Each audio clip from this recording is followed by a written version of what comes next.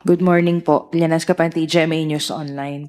About yung threats po against the President, First Lady, and former Speaker, in disputing that threats, should the Vice President take the witness stand for that? Dapat po bang i-require siya doon to testify? Kasi na-mention ni Congressman Jokno kanina about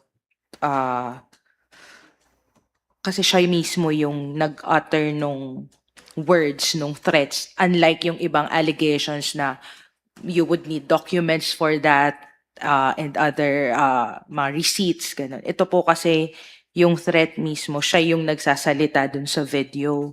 So in disputing that, dapat ba si Vice President, kasi na-mention ni Kong Jokno, we should be allowed to cross-examine her for that specific allegation. Thank you. Nasa sa kanya po yan. That's the call of her lawyers and herself.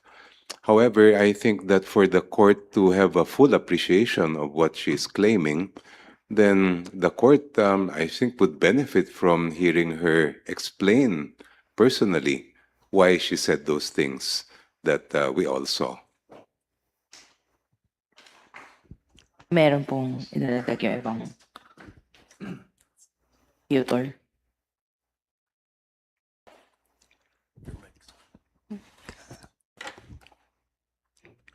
Hello. Lenesca, who are you addressing the question to?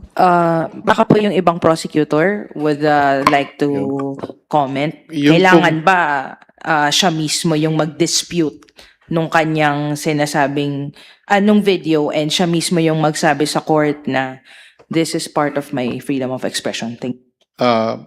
Yun nga po, kagaya ng nasabi na po ni Dean Shell, no? It's the call of the defense, no? Pero wag po nating kalimutan na itong issue na ito nagbuhat sa isang video na siya mismo ang nagsabi. Nakitang-kita ng ating mga kababayan na the threats were made, no, by her, no. Siguro since yung defense na sinasabi niya na ini-invoke niya yung freedom of expression, personal din sa kanya yun eh.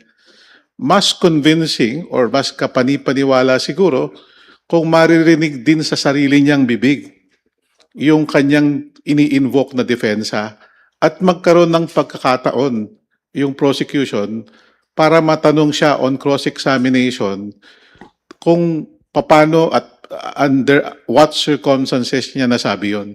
So sa sariling bibig niya siya kinakasuhan, siguro mas kapanipaniwala kung sa sariling bibig niya siya maririnig kung ano yung paliwanag niya.